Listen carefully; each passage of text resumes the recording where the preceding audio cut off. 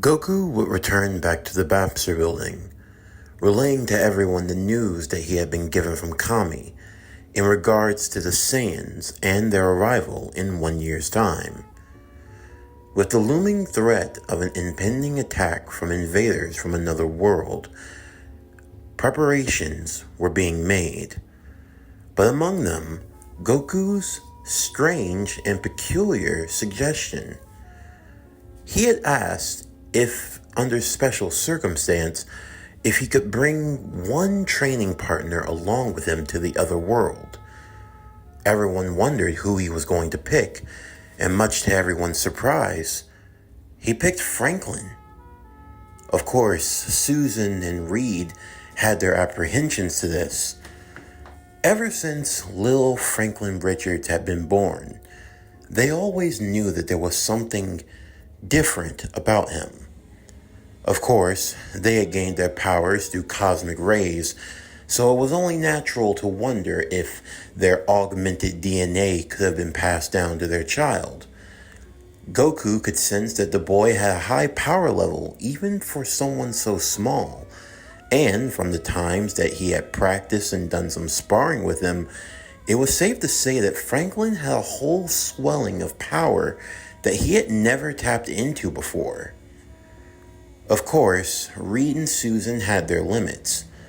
Even if Franklin had this secret hidden power of his, he was still just a child. A lot older than Gohan, of course, but still a child nonetheless.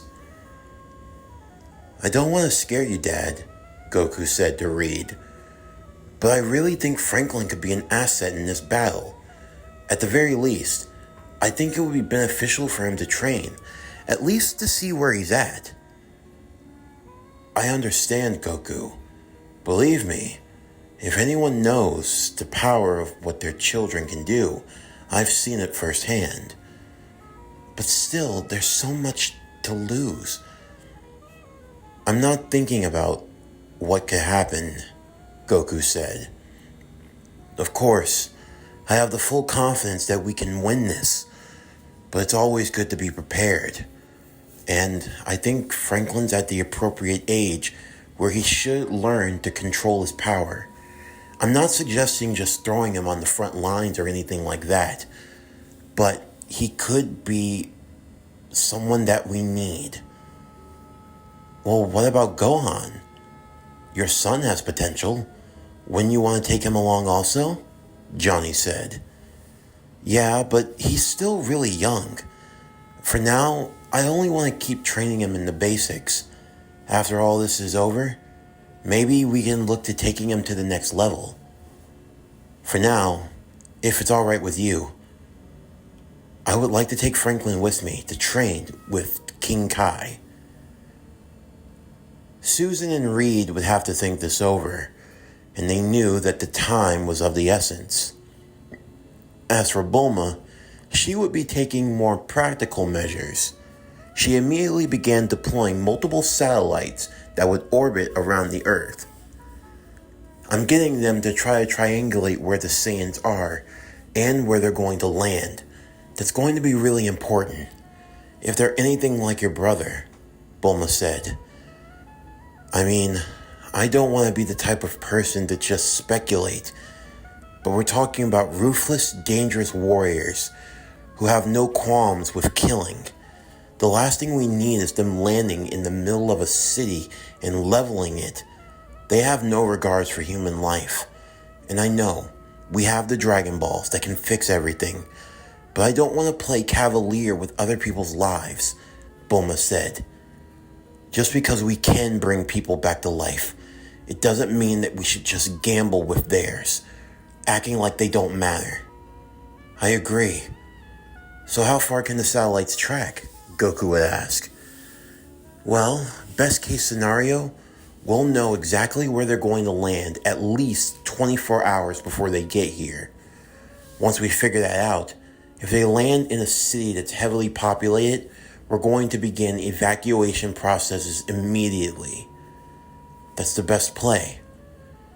What about you? Franklin, are you guys going to be alright?" "No need to worry. We're going to be just fine. Besides, I've been wanting to spend time with my little brother for a while now. Get a chance to see what he's really made of. This could be a big experience for us. I know. And I know you both are going to do well. Just be safe and come back to us. I promise. With the decision already made, Goku and Franklin would prepare themselves. As they arrived to Kami's lookout, the Guardian of the Earth would be waiting for them.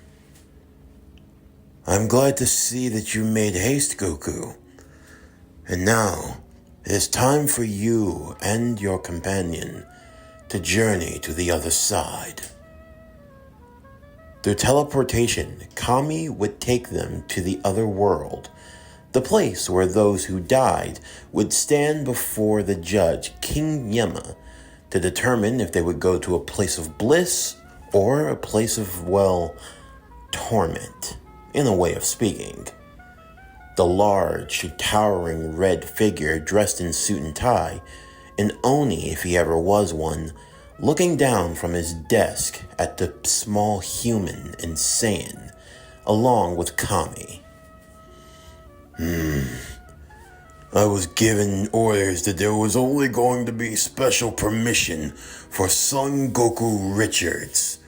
Why on earth have you bought the pipsqueak? I beseech you, King Yema, please make an exception, just this once. This young boy happens to be the brother to Goku.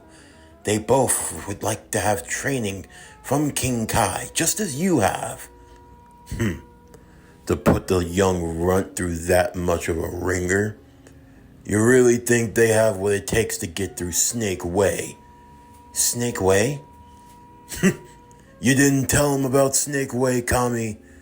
It seems like your ignorance knows no bounds. Perhaps we should go a few rounds in the ring.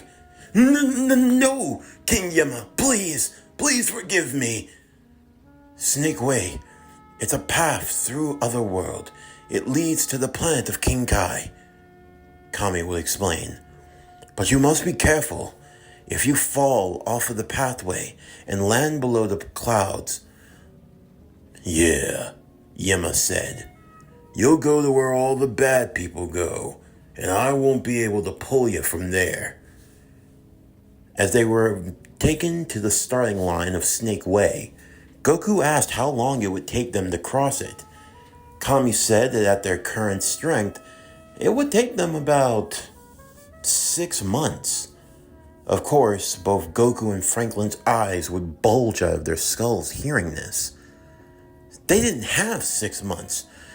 If it took them 6 months just to get there, they'd hardly have any time to train before they'd have to immediately rush back. Franklin was worried. What are we gonna do? We don't have enough time to get all the way there and back. Actually, I think I have an idea, Goku said. Hey, Kami, do you think we could... No, I can't take you back and forth. You were going to try to use the Dragon Balls, weren't you? Well, at least it was worth a shot. Alright then, we'll just have to go with Plan B. Goku would take a capsule from out of his waistband. As he clicked it and threw it down on the ground, a giant hover car would form. It looked just like the one used by the Fantastic Four. A hover car? Yeah, it's a spare one that I keep. Bulma gave it to me in case of emergencies. It's made from a special type of fuel so that it never runs out. We can fly this baby all the way to King Kai's planet. Flying at top speed, it'll be a lot faster than us just using our own strength. Otherwise, we'd get tired. I see. The marvels of modern technology. Goku and Franklin would hop into the hover car. As it began to fly into the air, the two of them would wave back to Kami as they disappeared out of sight, flying down the road to Snake Way, to the home of King Kai. Meanwhile, back on Earth, everyone else was preparing for the arrival of the Saiyans. Krillin, Tien, Yamcha, they would all be training with Kami, along with Yajirobe, far away at the lookout. As for Ben Grimm, he had been given the offer as well. Of course, he couldn't fly like the others, so he too would have to be coming via hovercar, along with Johnny Storm. Ugh, I told you I don't do too well with heights. Then why don't you just learn how to fly like Goku does? It ain't really my style. I'm more of sticking to the ground. Sounds like you're just too scared. Say that to my face. Ah yes, Mr. Grimm, Mr. Storm, Kami said. I appreciate you both coming here. I am happy to be able to train some of Earth's greatest warriors. Oh, please, don't flatter me like that, Johnny said. Still, I believe that you training with the others could be some good. I can tell that within you both, you have power far exceeding that of what you know. Yeah, I appreciate that, but we've been retired. Speak for yourself. I'm still going strong. I haven't changed, not even for a day. You, on the other hand, I can see you've got some crow's feet going on. Shut up. Look, I don't really train like Goku or the others. Sure, I like to get my workouts in when I can, but I've always had enough firepower in the tank. I've never really had anything to worry about. Yes, Mr. Storm, but you can go so much farther. You may think that age will become a limitation, but rather, with age comes experience, and experience, something that you can draw upon. It can allow you to achieve even greater heights. Now is not the time to allow others to pass you up. Now is the time for you to push further. I had also made offers for your other companions to come. You're talking about my sister and my brother-in-law? Yeah, training isn't really their forte. Or at least they've got their own thing going on. They spend more time in the lab than anything else. I see. It is always good to train the mind. We will all need to grow stronger in the coming days. While some would be training in Kami's lookout, the others would be working in more practical ways, with Bulma, along with little Gohan in the laboratory, along with Reed and Susan.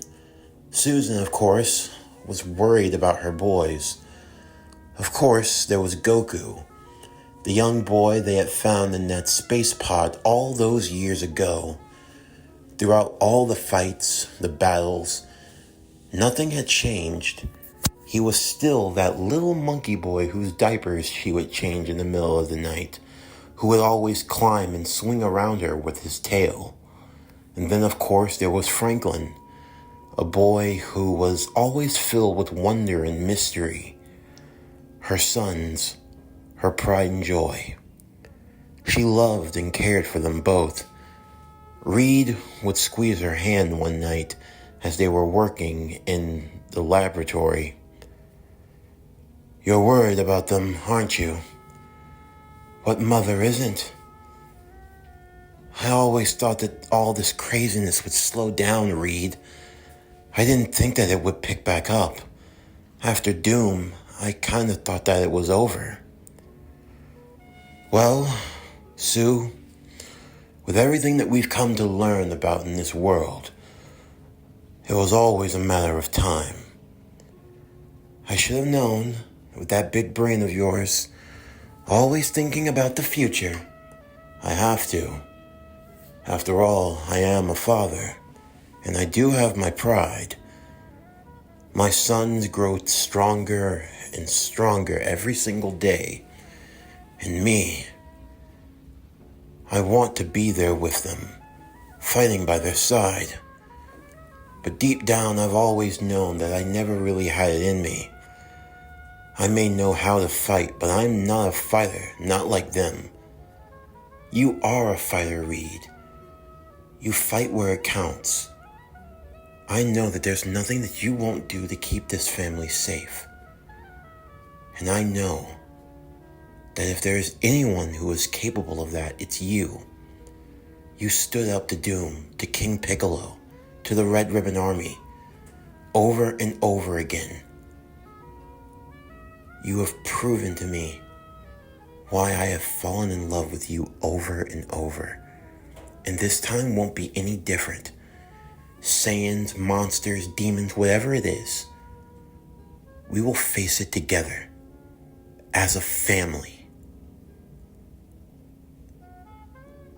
In the holding cells, Radix, confined and alone, they had gone through great lengths to make sure that he couldn't escape. Of course, the dampeners of the cell made drawing out his power effectively useless. And then, of course, there was this mechanical brace on his tail. He was in a constant state of weakening pain. Every time he wanted to exert his strength, he felt like he was going to pass out. He was surprised when the human, the woman with blonde hair, approached. So, you're the brother to my son. Your son. You're talking about Kakarot. His name is Goku. You're not his real mother. And why is that? Because you did not give birth to him. You don't know what we truly are. And tell me, what do you know about him? What do you know about Goku? I know that Kakarot is a ruthless killing machine. But he's a fool. His mind has been twisted by you imbeciles. And you don't even realize what you've done. You would have been better off if you had just let him conquer you. You don't really know my Goku. Do you know that his favorite fruit is, well, anything really? The boy can put away a buffet. Even at my best, he's managed to eat me out of house and home. He loves to go fishing. He loves to fly in the clouds. He loves to train. But of course, you would know that. And he has saved this world more times than I can count. You don't know the first thing about him. But I'll get my brother back. I'll undo the damage that you all have done to him. You won't change a thing about him. He may be a Saiyan, and you may be related to him by blood, but you are not his family. Family does not try to harm family. We know that your planet was destroyed. There's probably only a handful of you left. Now, I don't know what your family was like, but I couldn't imagine that your mother would be proud of you. Don't you dare bring her up to me. You don't know a damn thing about her, about any of us. I know that she would be disappointed if she found out that her eldest son tried to kill his little brother.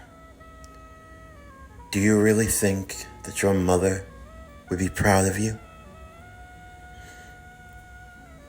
Why are you down here, Earthling?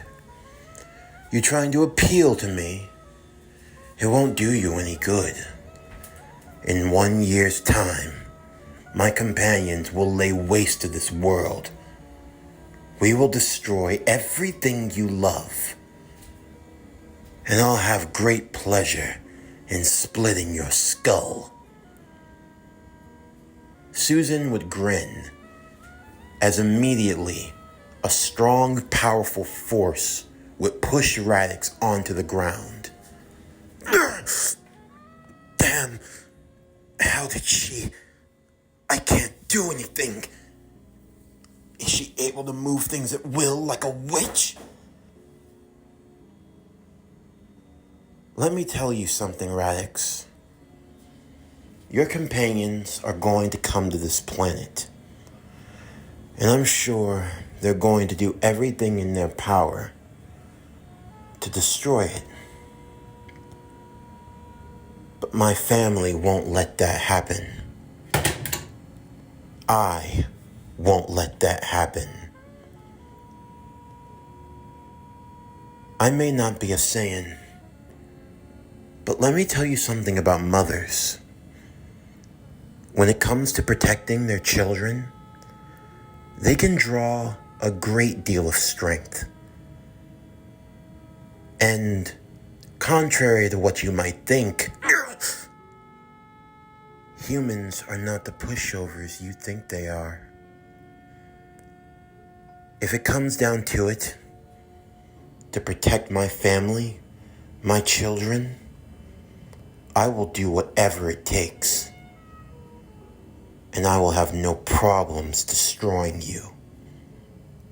The only reason that you are still alive is because we allow it. You can conquer whatever you want. The Earth is not yours. If I were you, I would think very carefully. But then again, I don't know what I should expect from you. After all, you're supposed to be superior to us. And yet, whose face is kissing the floor?